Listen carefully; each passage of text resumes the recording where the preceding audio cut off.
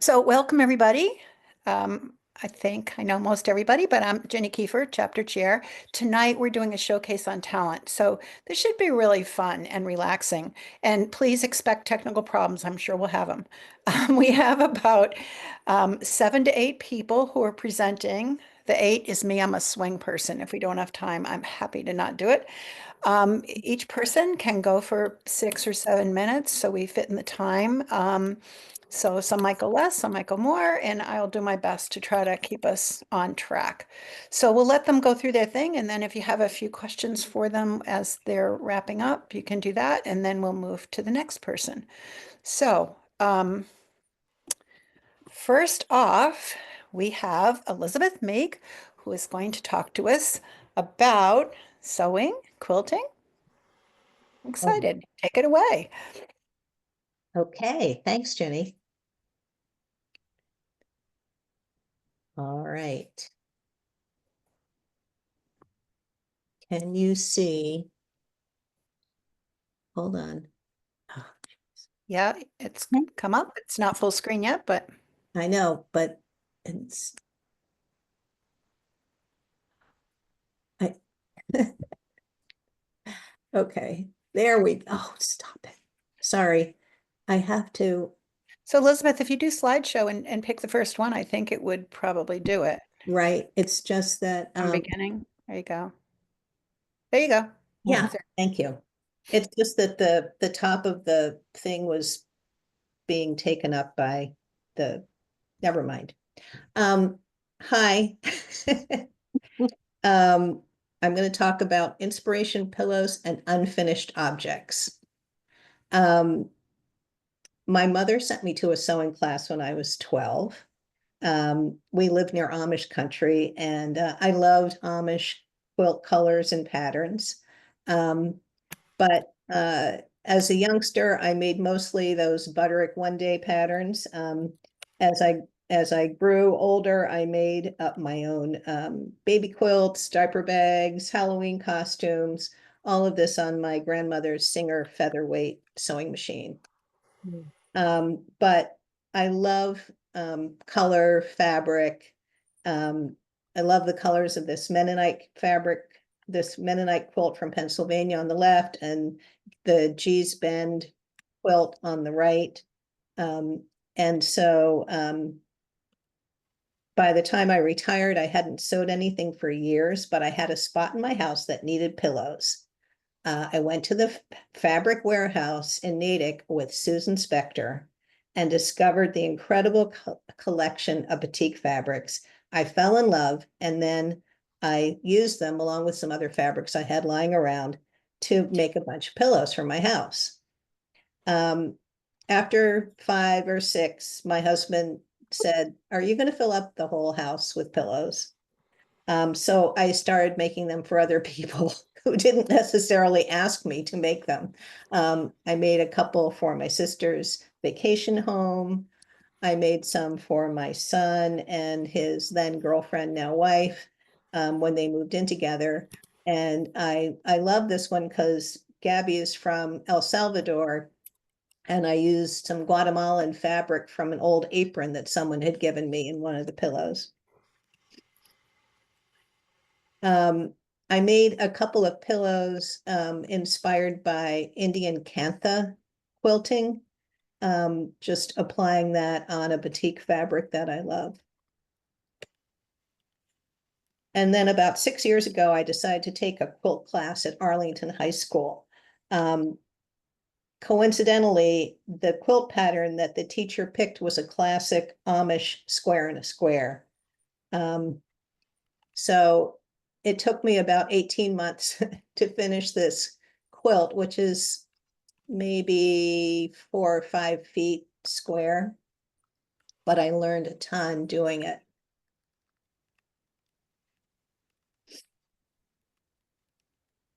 So I decided to take another class with the same teacher. And this was when I learned that I tended to overcomplicate things. So um, the the fabrics, the examples that the teacher gave us had just a few fabrics. I wanted to pop as many fabrics into my quilt as possible. I'm very glad that the teacher convinced me to just have one background fabric. But I had so much fun with this. I would bring in quilt pieces into class and invite my classmates to make squares with them, and then I'd go home and sew them. So this has 36 of those squares. And this is my first unfinished object. I did put a border around it, but I started having problems with my old featherweight. And so I said, I bought a fancy new machine. Maybe you can see the sticky on that that says reverse equals 3. It's totally intimidating.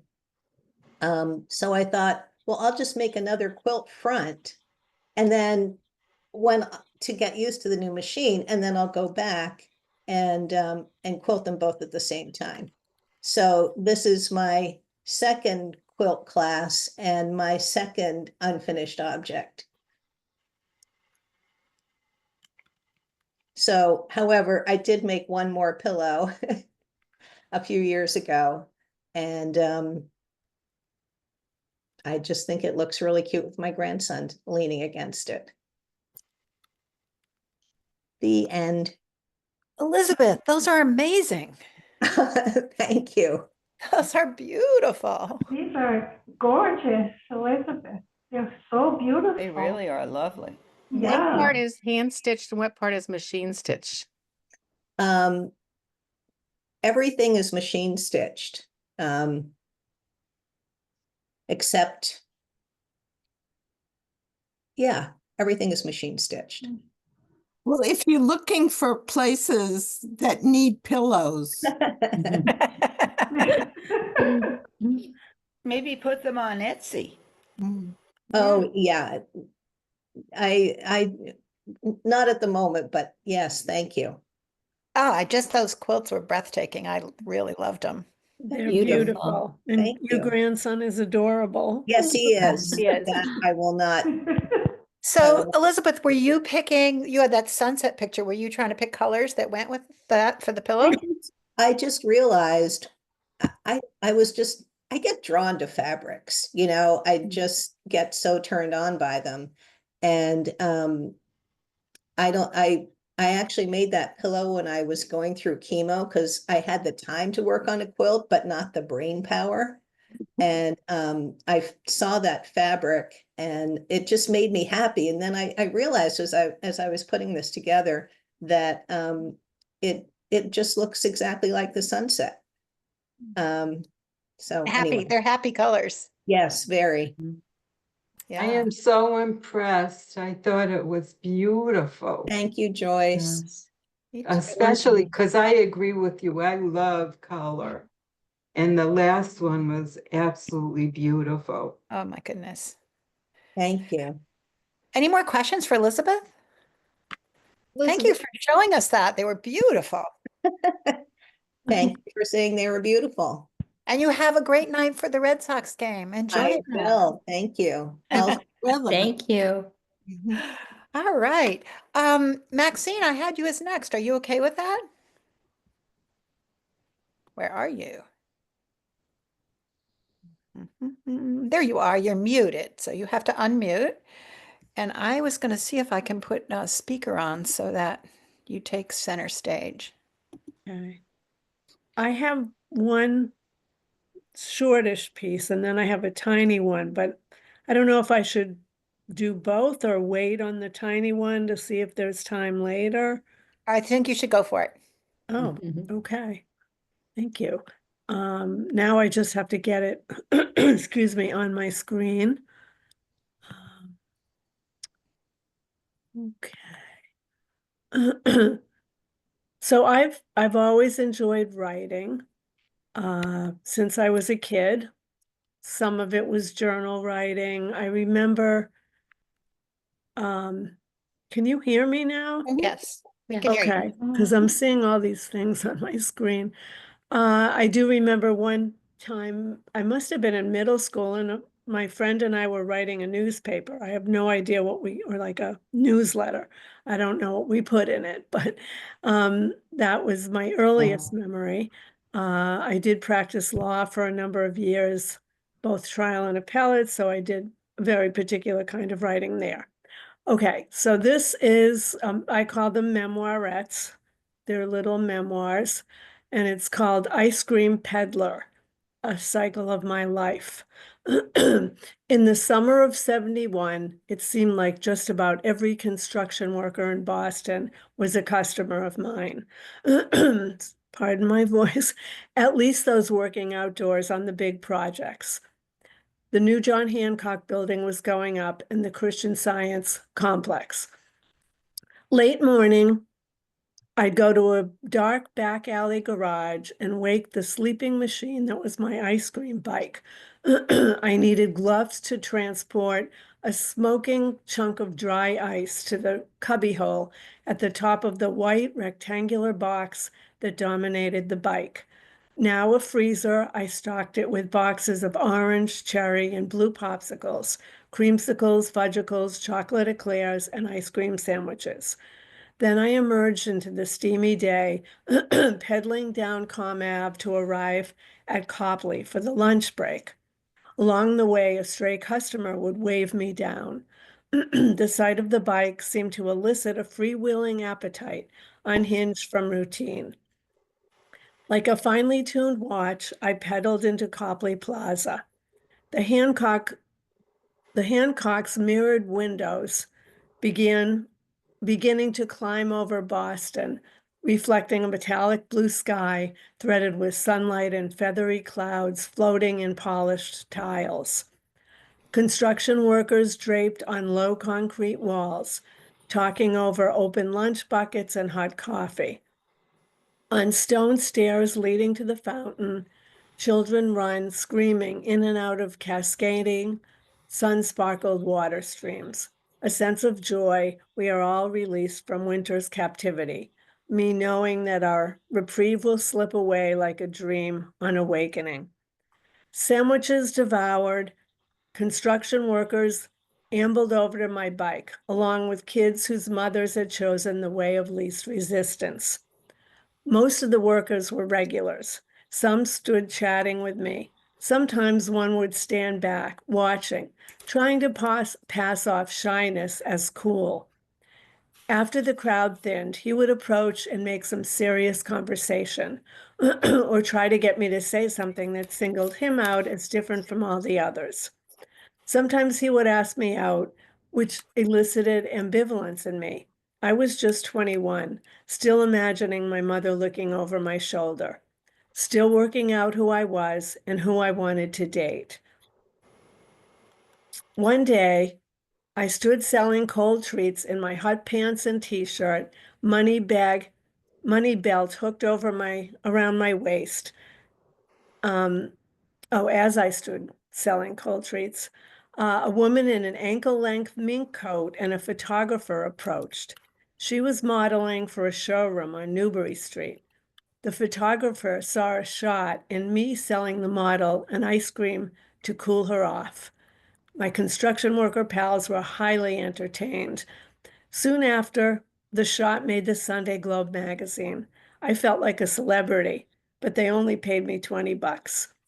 Shoot finished, I pedaled off, eager to make the afternoon break at the Christian Science construction site. Oh, That was good.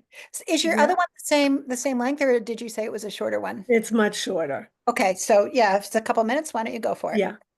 I'm just pulling it up. No, that's not it. Okay.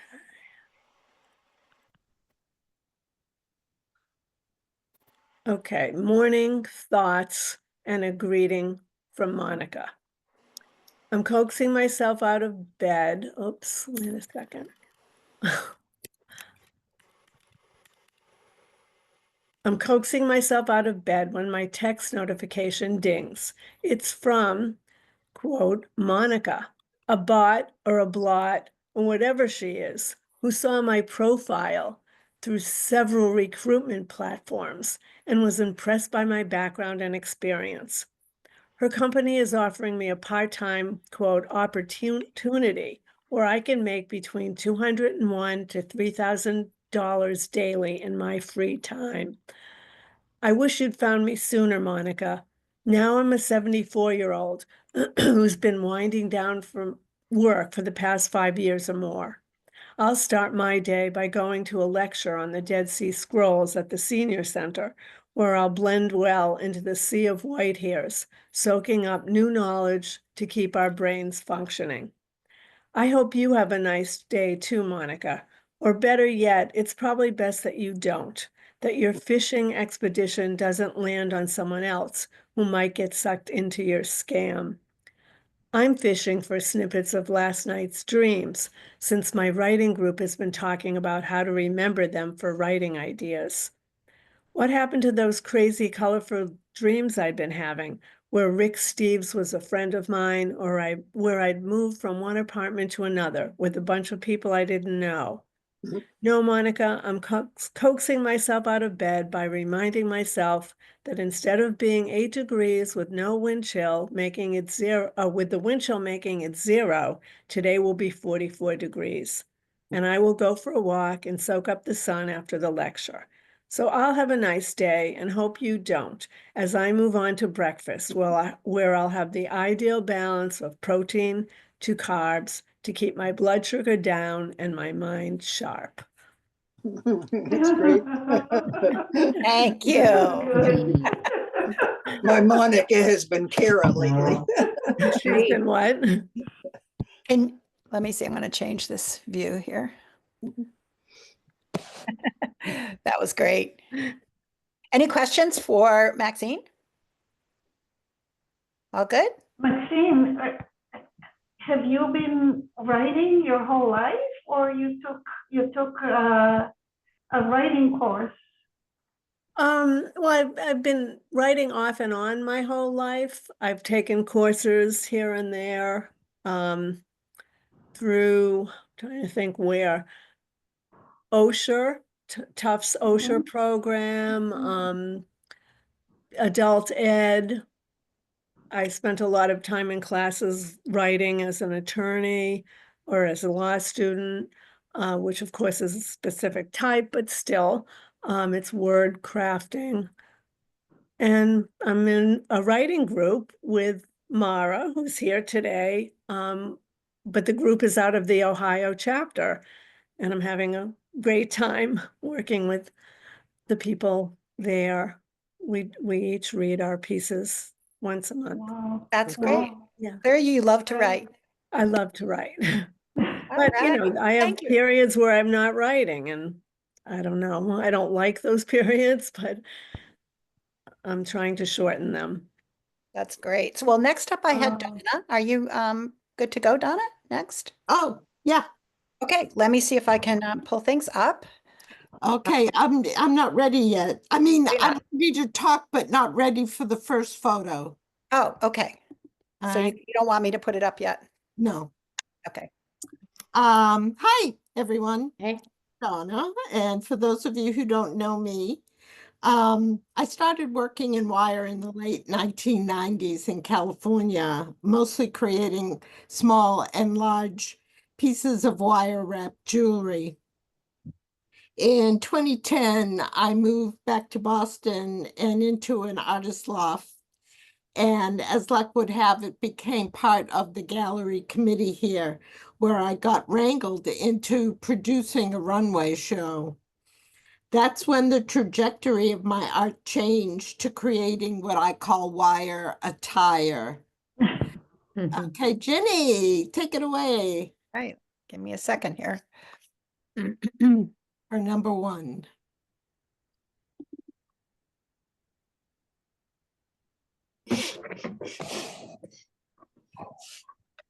Okay, so this is the piece that I made for the first runway show. It's Can you see it okay? just half of it. Ooh. Oh, okay. Let me see. I'm not sure. Oh, that's good.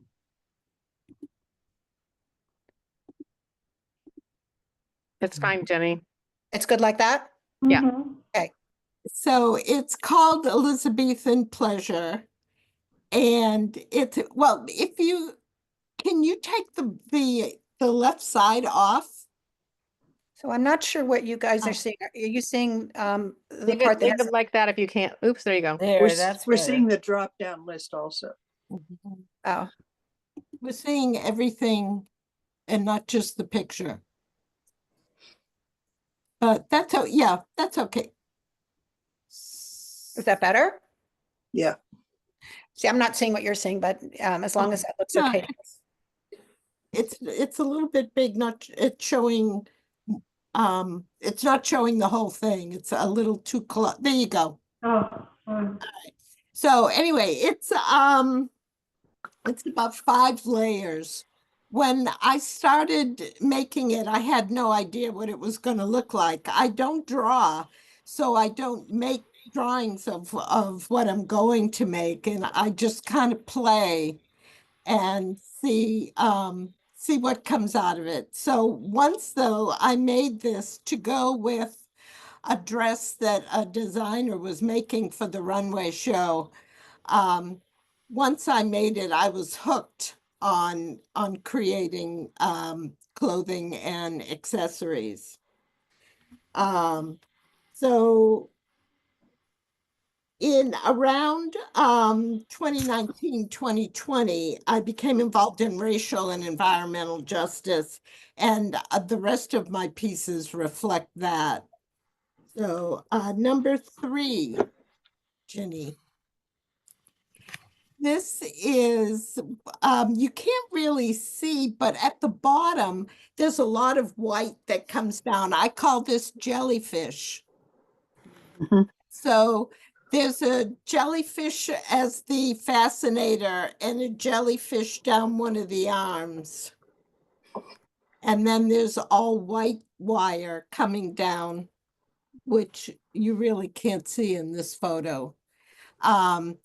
But this was one of several pieces for a show that I did for the ocean.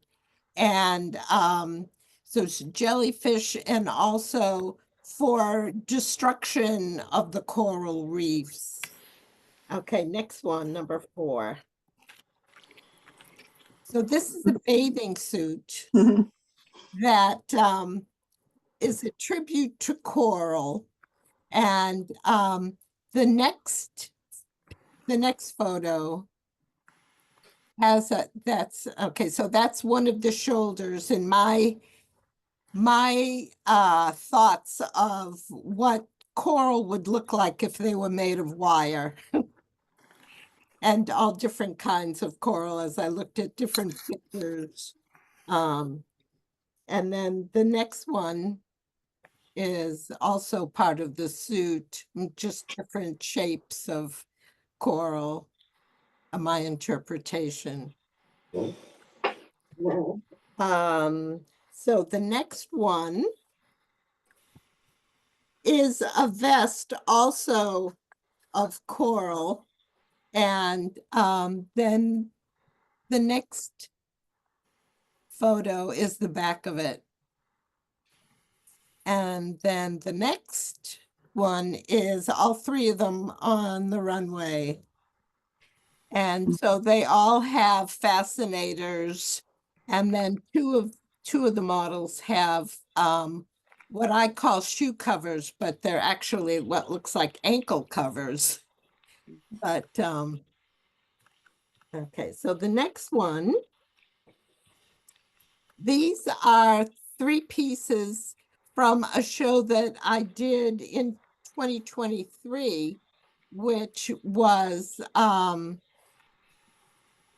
God, what was the show called? Anybody remember Jenny, do you remember what the show was called? I'm drawing a blank. It's about, wasn't that about climate change and social Yes. justice? Oh my Yeah, God. I remember that. I I worked on wasn't able to 10 make it, but I years. remember. Wasn't it about, Donna, was it about like a crisis or something. State of emergency. State of emergency. Oh, thank God. State of emergency, right. Let me remind you that the session on brain health is.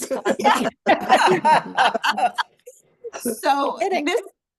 these three, I call it, what do I get? Segregation to integration, not quite yet. The first one on the left, all the white and the browns are not mixed. They're completely separate. And then the middle one is where they're starting to be a little bit more together. And then the third one is where they all are together.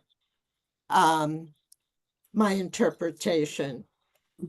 And then the next one is these pieces on the models. And of course, they're wearing little slip dresses underneath since you can wear it otherwise in public. And then the last one is my latest piece called Fear on global warming. And it's actually in a show right now in the Fort Point Arts Community space. And it's in the show until the 30th, if anybody's interested. And that's that. I'll just say it's amazing to see in person. You see all the texture and the wires and the colors, and it's really amazing. Donna, it's Carol. I can't come on screen because my computer died. But anyway, these are sheets of wire.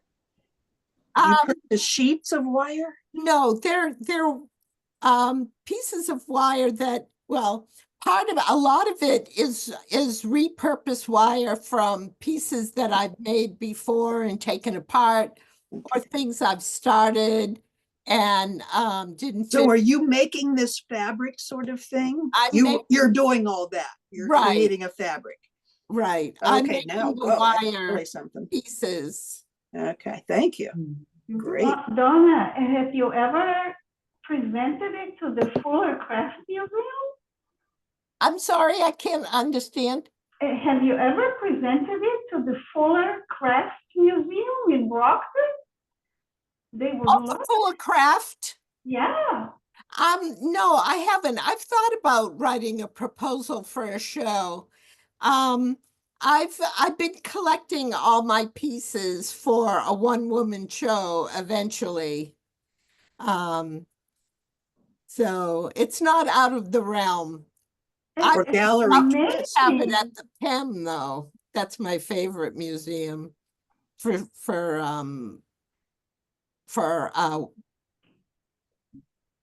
wearable art. So I'll just add that incredible. It's really beautiful. And I'll just add that she does gorgeous jewelry as well. You probably can see her earrings on her, not me, but we've all bought some of her stuff. She makes beautiful jewelry and sun catchers and ornaments and all kinds of beautiful things. So we need to have a Women's Connection Christmas fair, I think. I know. So That's a great Donna, idea. this is Jane. Where is that artist community located where you live? Oh, in Fort Point, South Boston. South Boston. Okay, so is it a community of all artists and there's a loft? Is that Right? There are 3 or 4 buildings that are artist buildings. okay? And my building's a rental building. It's the only one. The others are condos. Okay. And do they display art? I mean, can other people go through and Yeah, look at- we have once a year, we do have Open studios. open studios in October. in October? Mm-hmm. So I'm going to move us on if that's okay. Yes. 'Cause we have a number of more, and then at the end we can come back and ask more questions if you'd like. Donna, thank you. Those were You're welcome. beautiful, beautiful creations. I feel blessed that I've seen them in person. Iris, do you feel like you're ready yet? Yep. Okay. You wanted PowerPoint first? Yes. So that means you have to let me share. You should be able to. All right, let's see. Come on, slideshow from beginning. Okay, can you guys see that? Not yet.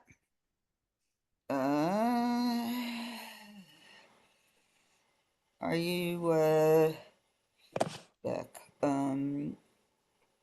Wait, let me get back out. From beginning. All right. I'm not sure what I need to do. So did you hit screen share? Oh, I have to hit screen You share. have to, Well, yeah. You have to. okay. Bottom of your screen, There, screen share, and then you have to pick your PowerPoint.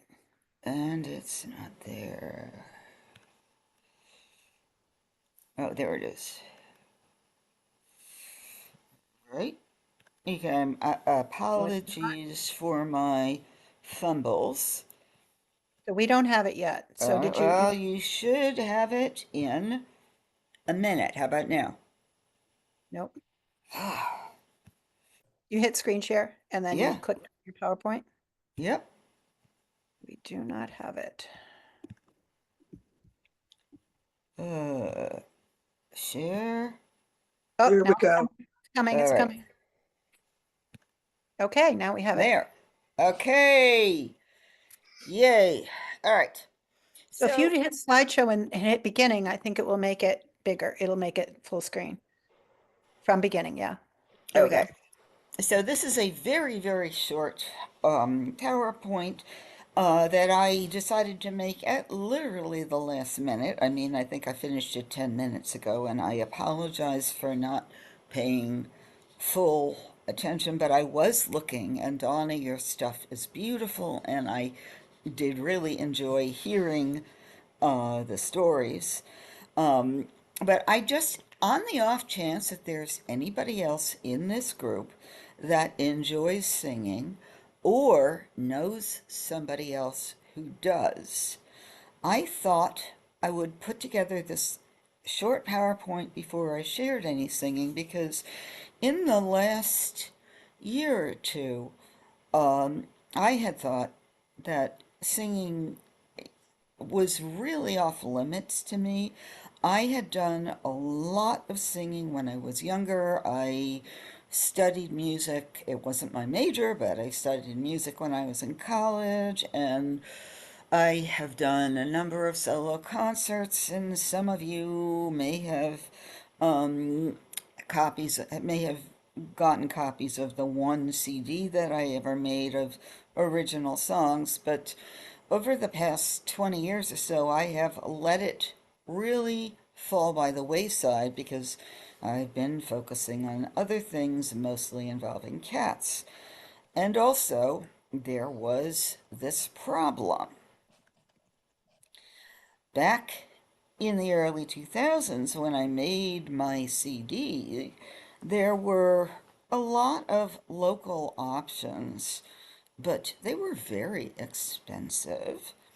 And the big problem was couldn't just sing. You had to have somebody to accompany you, or you had to sing with a band if you were doing that kind of music, which I wasn't.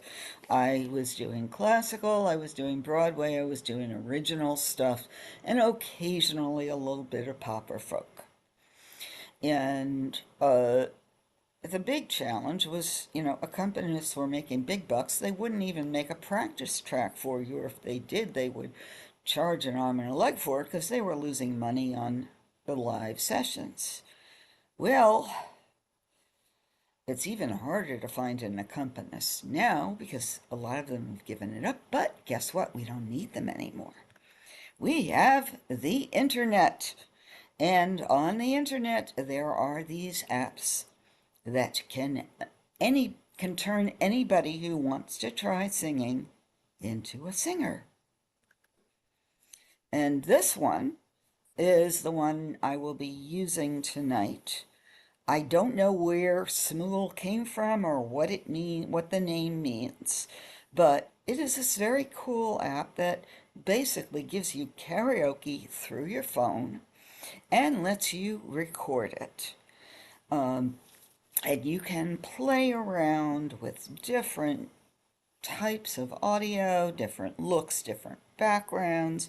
You can even record a duet, one half of a duet, and invite somebody to sing the other half. And you don't have to know people who sing. You can find people out there in the small universe who might want to join you.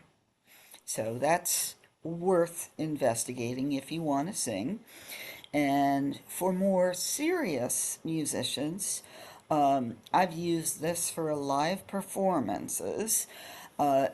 It's a piano accompaniment, and it's more affordable than Smule, but it doesn't have a recording option. It basically just gives you accompaniment, and it lets you transpose songs into any key you want and make a custom recording. If you want a dramatic pause after a certain line, you can put that into your custom version and basically tailor it to whatever you want to do.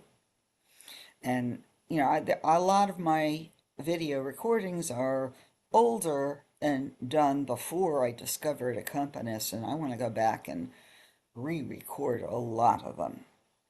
So those were the two things I wanted people to know about. But also, if you feel like singing, there are open mics all over the greater Boston area. I know where most of them are. Anybody who wants to give it a try is welcome to reach out to me.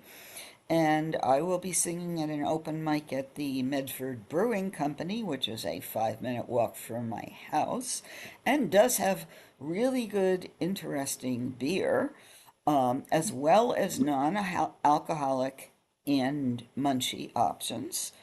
And at the Medford Public Library, the Mystic Players Revival Group is having a comedy open mic where you don't have to just sing, you can bring a comic monologue. The only requirement is that you're supposed to be funny. And to participate in these, you probably want to have your own microphone and speaker. You can connect it to your phone. You can have the accompaniment track play on your speaker, hold up your mic, and there you are. So if you love to sing, it is easier now than it ever has been, and don't let anything stop you. Iris, let me suggest you come out of screen share and we play one of your songs. Mm-hmm. Thank you for that. It's a good starter. Okay. I can stay in screen share and go to a different place because if it's going to let me, come on. I think Well, you if might you have the first song queued up, I'll you have to- stop share. Yes. Okay. Okay. If you have and- the first song queued up, why don't you run it and let's see what happens. And before you run it, yep. Okay. This is an example of what you get from Smule, and this is a therapy song. For anyone who knows what I got going on in my life right now, it ain't fun, but this song was really good. Recording this song last night was fabulous therapy, so enjoy. Do I have the hope. right one on here, Iris? Yep, that's the right one. Okay. All right. Let me know if the sound works okay. Okay. Nope, we can't hear it. Everybody needs to turn their volume up. Could you hear it at all or just no I sound? could hear it at all, but I could hear it, but just a little bit. Okay. So So take turn it your back to the beginning, and your everybody should volume have up. their volume set up as high as they can.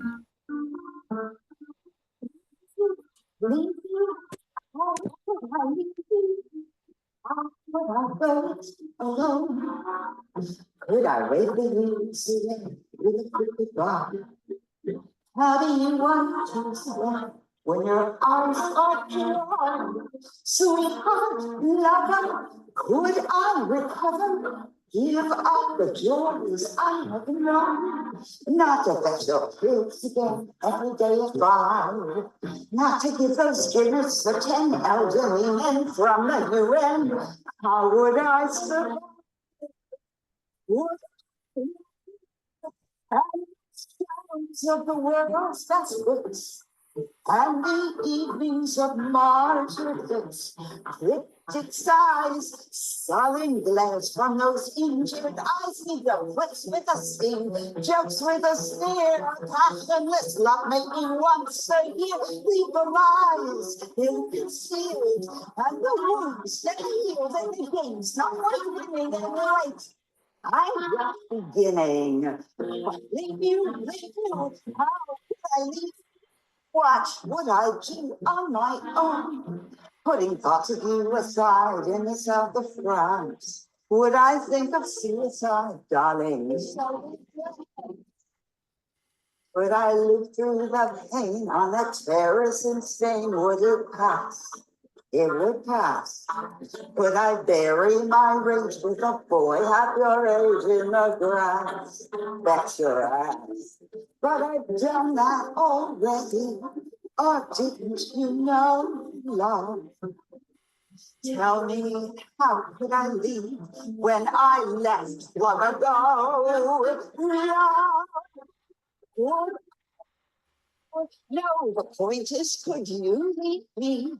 Well, I guess you could leave me the house, leave me the flat, leave me the brats and chagals and all that. You could leave me the stocks for sentiment's sake, and 90% of the money you make on the ones. Darling, you keep your drugs, Angel, you keep your books, and you take the grandchildren, you keep the spirit, and all our friends, and just wait a goddamn minute. Leave you, how could I leave?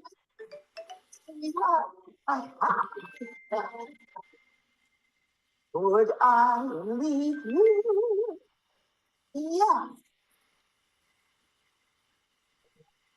I leave you. You're I leave you.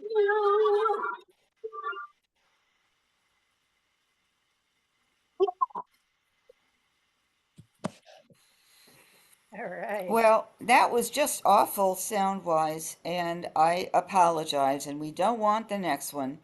I am going to put a link in the chat to this and to another song, and that way, if you want to hear anything else, you'll have a way to hear it and hear it better, and we'll just move on to whoever's up next. Thank you, Iris. I didn't think it sounded terrible. I don't know what other people thought, but it's hard on Zoom. So Yeah, thank it you for really that. is. It was lovely to hear singing and how you got into it. Next up, I was going to have Carol. Are you all set, Carol? Okay, so unmute yourself and I will screen share and hopefully bring up your.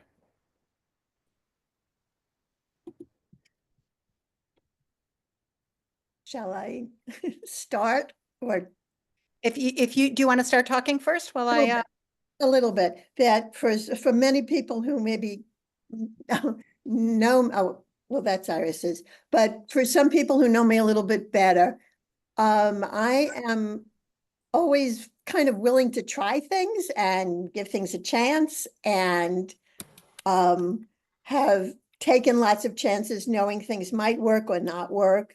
And as far as the art background, I did have the opportunity to go to a wonderful high school in New York City where you had to have a portfolio and do an art test. And so even for high school, I started doing lots of artwork, and then majored in art in college and went from there to publishing, where I was an art editor. And then from there into museum education, and then into teaching art. And so on my own, I did very little of my own art between kids and but did help design a house and was very naive. And when people talked about, this was after I was married and with who became my ex, but very naive, because people would say things like, oh, we're building a house out at the beach, or we're building a house upstate, or we're building a house on the South Shore. And he and I truly believed that people were building actually hammers and nails and saws. And so we said, if they can do it, we could. So we designed a house, and between whatever other skills I have mixed cement, I had laid brick, I have ran wires, I have done sheetrocking, I have done roofing, I have done insulation, because we took our creative whatevers and built a house. But then when my children were old enough and I retired, I went back to my own artwork. And so the beginning parts of it was mostly painting. And so one of the slides, I guess, would be that fruit painting. Are you ready for me to go to the slides? Please, if they, well, the fruit one, I guess, would be first. Okay, if you have it. Okay, so this one is painting and collage. And I like working very realistically, but then changing things. And so after kind of just painting with oils and acrylics, this was more fun to me because I love getting little bits and pieces out of magazines and out of flyers and all sorts of things that become incorporated. So for a few years after retiring, I was working on collages and had some pieces that got sold and exhibited, but also loved knitting. And I think you have a slide of that too, because what I find too is the knitting is very relaxing at night, but I can't just knit. So it all becomes, again, pictures, paintings as I do my knitting. So the scarves are all almost free form, that I kind of start and don't know where I'm going to end up. But again, it's kind of taking chances. And I love being able to do art. I love being creative. And there's something, as Iris loves the music, there's something so zen about getting focused on something that you like to do. And it's something I really am always encourage people to do is that find that thing that takes them away from the rest of what's going on and really enjoying it.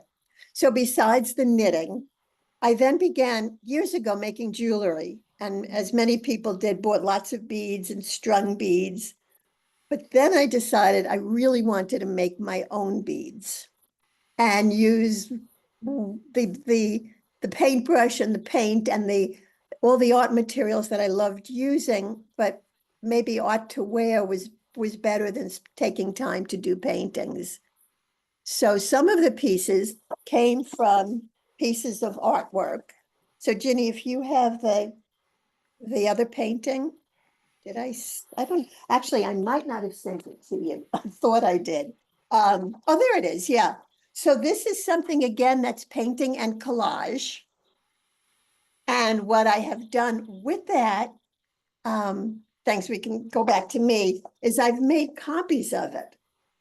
And then from the copies, I've created jewelry. So Ginny, if you can pull up the one that has some solid colors, please. Yeah, like that. So I those, have one of those.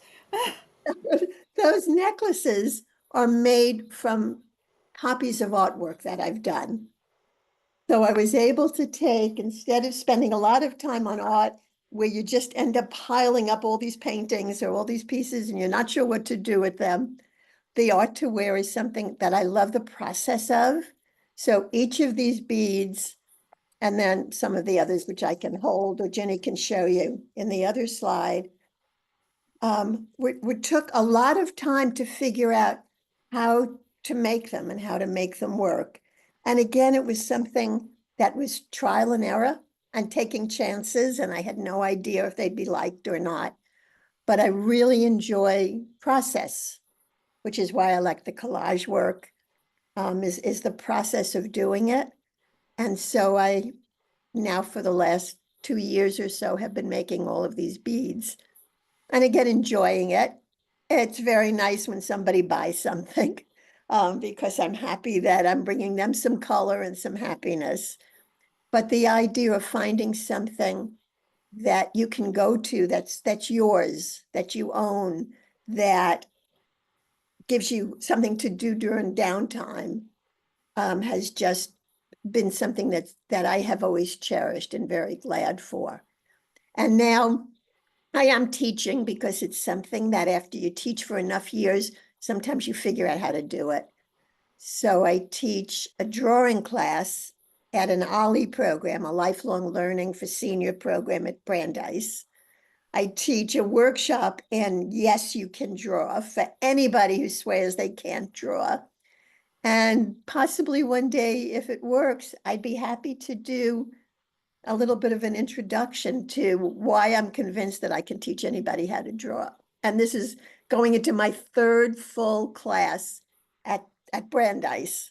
So somehow people are walking away from it in their 70s with enough feeling good about their abilities that by word of mouth, my classes are filling up. So again, I really enjoy that part of it too. But thank you for letting me share this. Beautiful work. Beautiful. Let me see if I can get us back. Thank you so much. Many of us own pieces and there are lots of compliments. Good. Thank you. Absolutely beautiful. Next up, I'm moving us along because we have a couple more people and I don't want to keep you guys too much longer than our time. So Devorah, I have you next and I will see if I can bring your,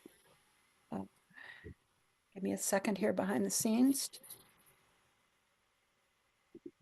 And if you have things you want to say before I bring it up. Yeah, so I started making bags after I was sewing for my grandchildren. And I was making them clothes and costumes. And when they grew up, I didn't have anything that I wanted to sew. And I always love to make things that are useful. So I started making bags. Excuse me. And teaching myself how to make them. Are you ready for me to bring it up? Yeah. Let's see if I can. So these bags are called origami bags because they're folded and sewn. And the one on the left, it was chosen by my granddaughter who went shopping in my fabric closet and found this corduroy with dinosaurs. So I made her this dinosaur origami bag. And the one on the right was made for my grandson, who's a fashion designer, and came home with a raggedy bag. And I said, you need a bag. So I made him this silk origami bag. And the next bag, Jeannie, if you can go on. These are bags made out of cork. The last one is made out of cork brought from Portugal. And the right one is made out of canvas and cork. And I usually make them because my family says, oh, Mom, I need a bag. I need a bag to take my books to work. Or if you move along, Jimmy, the one on the right is a bag I made for my daughter for lunch. She needed a bag for lunch, so I made her a bag that has food things and cork. And I pay very good attention to what I put inside because I like the play of fabrics for the inside and the outside. I also love bags that have lots of pockets. So the things in the bag don't just fall in. So if you move on, I put lots of pockets in my bags, inside and outside. The bag on the right is totally cork, and I made it for the oldest of my granddaughters. and she uses it. I made it 2 years ago. She still uses it. And we can move on. These are bags that these are bags that I made for my sisters-in-law in Israel. I gave them the bag, and this is my granddaughter modeling the bag. The wallets on the left are I made when I visited my brothers in Israel. I made them little wallets for business cards and thin bags to put a little amount of cash and a license on the left. And this is my granddaughter modeling the bags. This bag I made for my best friend who was sick with cancer, still struggling cancer, and was turning 75. And the bag on the left is not cork. It is actually canvas and vinyl on the bottom. And the bag on the right I was working on the bag, and my daughter's sister-in-law came and she said, "Oh, it's my birthday. I love blue bags." so I gave it to her. Okay, we can move along. All these bags have vinyl on the bottom, not cork. Okay. And I sometimes, when I make the bags, I ask people what kind of things they want in the bag, what are they going to use the bags for. And this bag was used to go to the beach. So I put eyeglass holder in the bag. The one on the right is my other granddaughter who is modeling another bag. She wanted a small bag, so I made it for her. By the way, cork is grown in Portugal and is imported here. Okay, we can move on. Is there such a thing as purple cork? Yeah. Wow. Yeah, they dye them. Oh. They dye the cork, and that's go ahead. printed cork. That the top part is printed cork. Yeah. The cork is printed in all colors. Okay, but the one that had pine cones and this one has leaves, is that cork? It looks like it has the little holes of cork. Yeah. It's painted. Okay. Yeah. Do you seal it, or do you need to seal it? No, it's like leather. Hmm. It's like leather. It's a material that you can sew easily, that you can use in. I don't know if it will hold too much if it's in a lot of water, but you can use it in the rain. Fascinating. Thank you very much. You're welcome.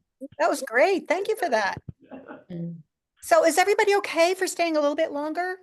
We're running a little bit older, but not too much. So and I can forego what I was going to share with you. That's certainly fine. So why don't I have Mara? Mara is from our Ohio chapter, but she also is a Boston chapter member. So she's a dual member.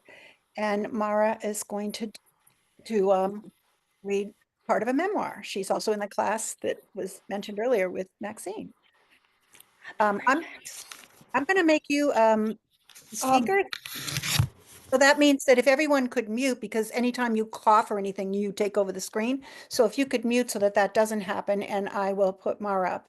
Are you good, Mara? I would like to forego because I don't you want would. to keep anybody late I don't want to keep people over. We talked about I could do mine some other time if we do another one or something. Are you sure? Is everyone? Yeah, I'm sure. Okay, well, I hate to not have you do it.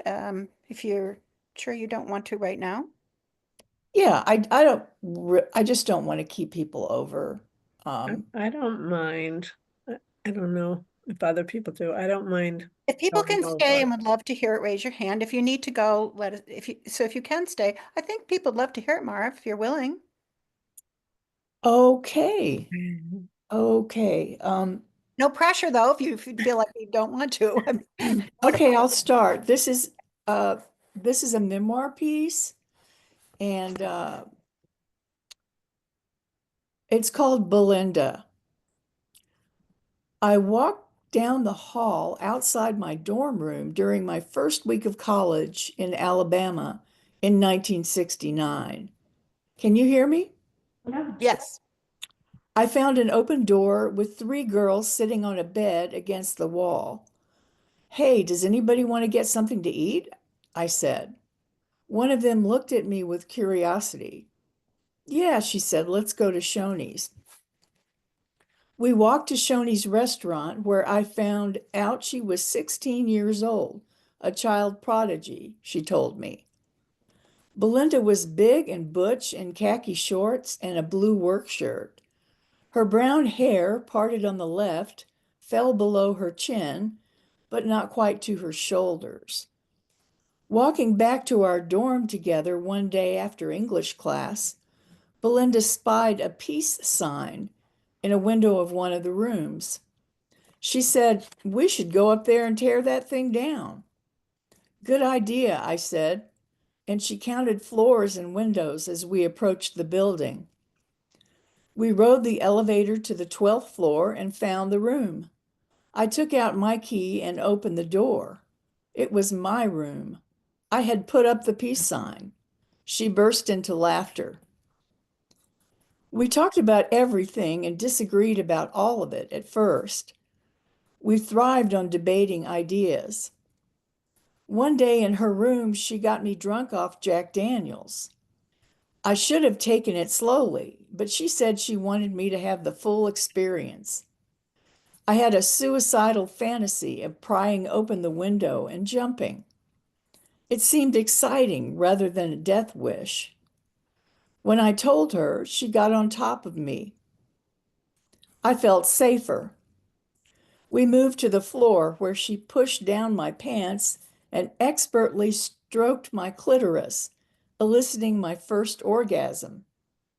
I was shocked. I hadn't known such pleasure was possible. There had been rules from my mother about avoiding sexual intimacy with boys, blocking such encounters before they could start.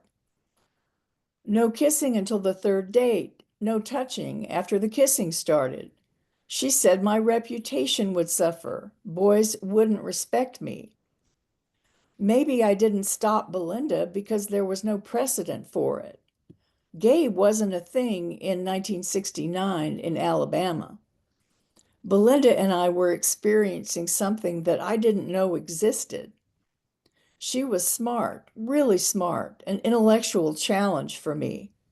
We read Kurt Vonnegut's book Slapstick and identified with the twins who found that when they were physically together, they, quote, formed a vastly powerful and creative intelligence, unquote. We could say anything to each other. Nothing was out of bounds. Whoops.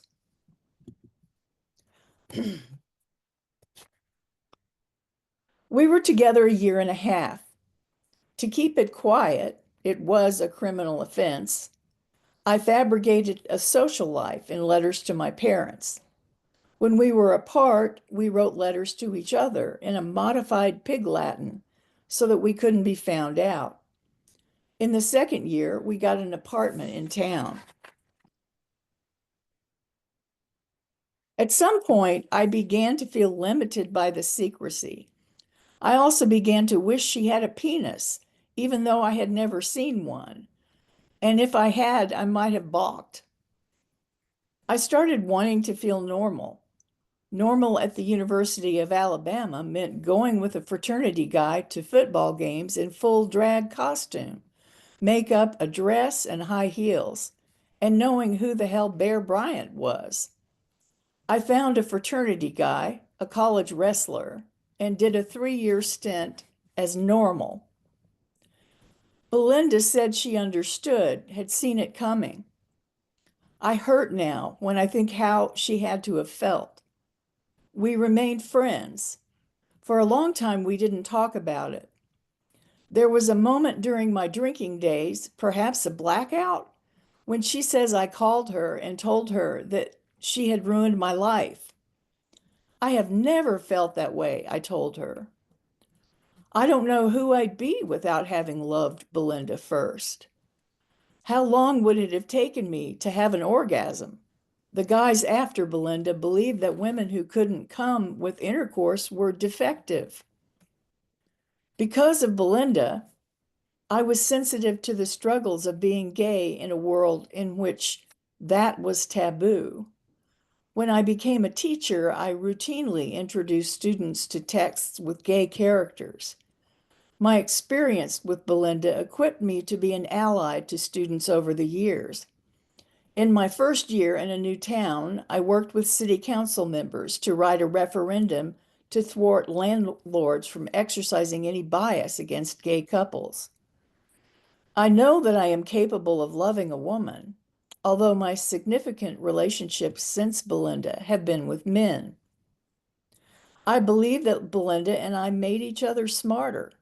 Not only did loving her prove to me the possibility, that possibility is available and unpredictable, which increased my cognitive risk-taking, but we also benefited from the intense intellectual inquiry we engaged in with each other in the seeming intellectual desert of the party school that was the University of Alabama at the time. Belinda and I have continued to love each other, to feel committed to each other as friends. We've always believed that we would be there for each other, and we have been. We send each other birthday cards and report on the current state of our dogs. We are still in each other's lives, and our relationship has been part of our sustenance. Thank you.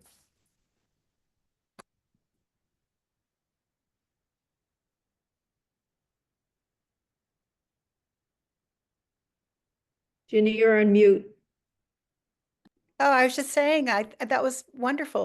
That you shared such a intimate, wonderful experience, about a relationship, about coming of age, of all of that. It was really, really well written. Thank you. Any other comments? Are you up for, Donna, were you going to say something? If you had your hand up.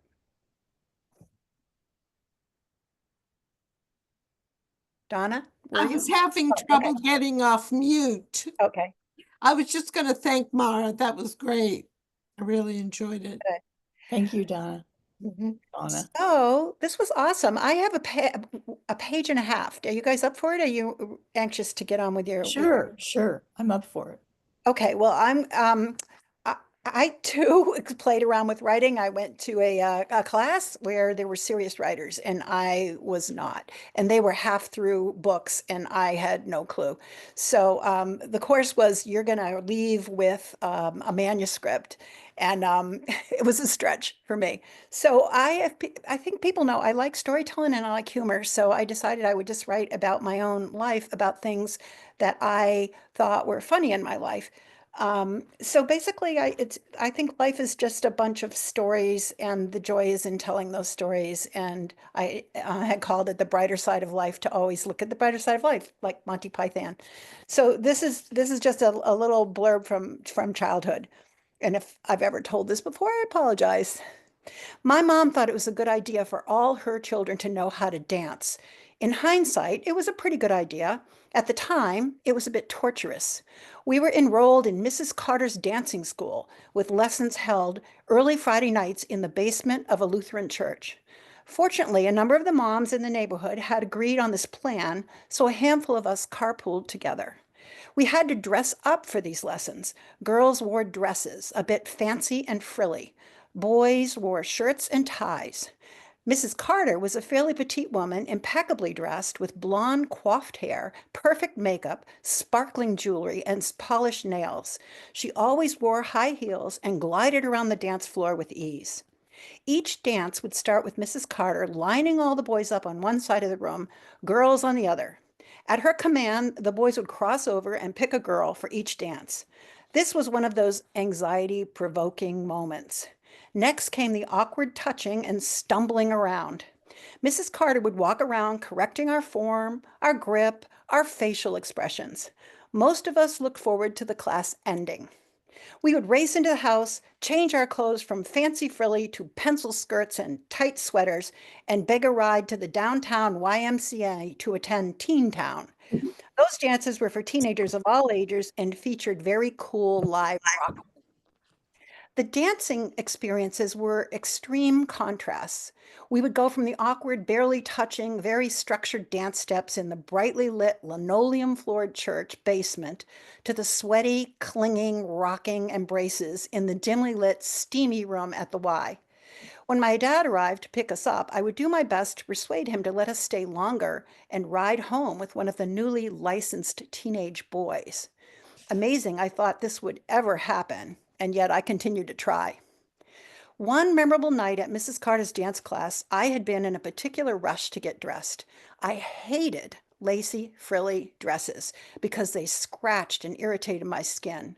And if you were the least bit clammy or sweaty, the prickliness increased. I could not find my slip, which was essential for barely tolerating these dresses. We could not be late since you could keep a carload of others waiting and risk the furrowed brow of Mrs. Carter. At the last minute, I found my silky slip in the warm dryer. I quickly pulled it on and raced to the car. When we arrived, the boys and girls were already lined up for the first dance. I was chosen and began to... Oops, somebody's on. I was chosen and began to stumble around with my partner. At one point, I felt I was tripping on something other than my own or my partner's feet. I looked down, and to my surprise, there was a pair of boys' white BVD underwear underfoot. What the heck? It took me a moment to piece together what had happened. This underwear belonged to my brother and had clung to the silky slip I had pulled from the warm dryer. It certainly appeared that beneath my ladylike frilly dress, I had been wearing boys' underwear, which had accidentally fallen down. I scooped it up, excused myself to the restroom, and threw them out. Although I don't believe anyone was the wiser, the potential for this off-the-scale embarrassment was chilling. Very nice. I have many, sadly, many more. Hey, that was great. I think you put words together very well. Yeah, That you was can- fabulous. Thank you, but sadly, it was true. Lots of traumatized. talent on this call. Thanks to everybody. Anyway, this was so great. I'm glad so many of you agreed to participate. We have so much talent here, and I know there was a lot more people who couldn't make it at the last minute and people who didn't speak up. So we should do it again. And it was fabulous. So have a wonderful holiday weekend, however you're celebrating, whatever you're celebrating, have a great one. And thank you for coming. Thank you, everyone, for Thank you, presenting everyone. and